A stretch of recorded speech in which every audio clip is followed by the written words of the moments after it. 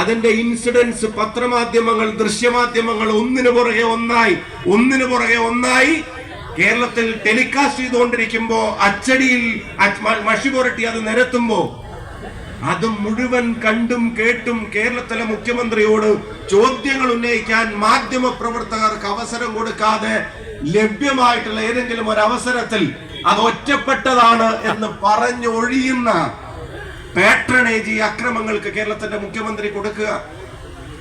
ഞാനൊരു കാര്യം കൃത്യമായി പറയാൻ ആഗ്രഹിക്കുന്നു.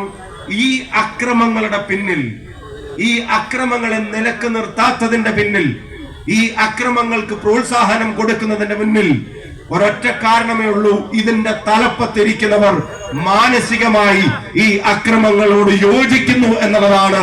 രാഷ്ട്രീയമായി ഈ അക്രമങ്ങളെ അതിന്റെ രക്ഷാധികാരികളായി ചമയുന്നു എന്നുള്ളത് തന്നെയാണ് ഇതിന്റെ പ്രധാനപ്പെട്ട പ്രശ്നം. ഞാൻ കഴിഞ്ഞ ദിവസം പറഞ്ഞു, ഈ അക്രമങ്ങൾ താഴെ പോലീസ് സ്റ്റേഷൻ ഉത്ഭവിക്കുന്നതല്ല. പോലീസ് സ്റ്റേഷൻ ഉത്ഭവിച്ചിട്ട് അതിന്റെ മേലെയുള്ള ഡിവൈഎസ്പി ഓഫീസിലേക്ക് പോകുന്നതല്ല.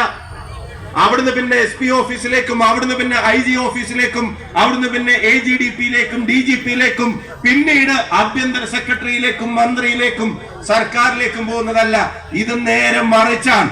ഇതിന്റെ ആരംഭം തലപ്പത്ത് നിന്നാണ്. തലപ്പത്തിരിക്കുന്നവരുടെ ആറ്റിറ്റ്യൂഡാണ് താഴെത്തട്ടിലെ പോലീസ് സ്റ്റേഷൻ വരെ ഒരു രോഗം പോലെ പടരുന്നെങ്കിൽ, ഈ രോഗത്തിന് ഒരു ചികിത്സ ഉണ്ടെങ്കിൽ അത് ഈ ഗവൺമെന്റിനെ എടുത്ത് തൂത്തെറിയലാണ് എന്നുള്ളത് കേരളത്തിലെ ജനാധിപത്യ വിശ്വാസികൾ അവര് തിരിച്ചറിഞ്ഞിരിക്കുന്ന രാഷ്ട്രീയ സാഹചര്യം തന്നെയാണ്.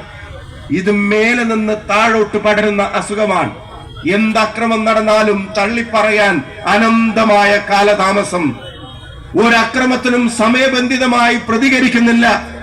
ഒരക്രമത്തെയും വിവാദമാവുന്നത് വരെ, മാധ്യമങ്ങളിൽ വാർത്തകൾ നിറയുന്നത് വരെ, ദൃശ്യങ്ങൾ പുറത്തു വരുന്നത് വരെ ഒരു റിപ്പോർട്ടിന്റെ പേരിൽ പോലും ഒരാൾക്കെതിരെയും നടപടിയും എടുക്കുന്നില്ല.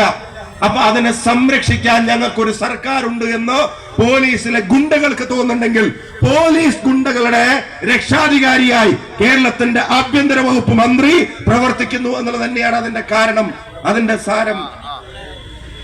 അവിടെ ഒരു നിയന്ത്രണം വരുന്നില്ല. ഈ സുജിത്തിന്റെ വിഷയം, കുന്നംകുളത്തെ സുജിത്തിന്റെ വിഷയം ഉൾപ്പെടെ ഉണ്ടായി. ഇതുവരെ കൃത്യമായി മാധ്യമങ്ങളുടെ ചോദ്യത്തിനൊരു ഉത്തരം പറയാൻ കേരളത്തിന്റെ മുഖ്യമന്ത്രി സമയം കണ്ടെത്തിയിട്ടുണ്ടോ? നവമാധ്യമ പ്രതികരണങ്ങളിൽ മുഖ്യമന്ത്രിയുടേതായി നവമാധ്യമ പ്രതികരണം നടത്താൻ പോസ്റ്റ് ഒന്നിന് സർക്കാരിൽ നിന്ന് ലക്ഷങ്ങളാണ് എണ്ണിക്കൊടുക്കുന്നത്. സർക്കാർ ഖജനാവിൽ നിന്ന് അത്രയും വലിയ സംവിധാനം ജനങ്ങളുടെ നികുതി പണം കൊണ്ട് ഓടുമ്പോ ആ പ്രതികരണങ്ങളിൽ എവിടെയെങ്കിലും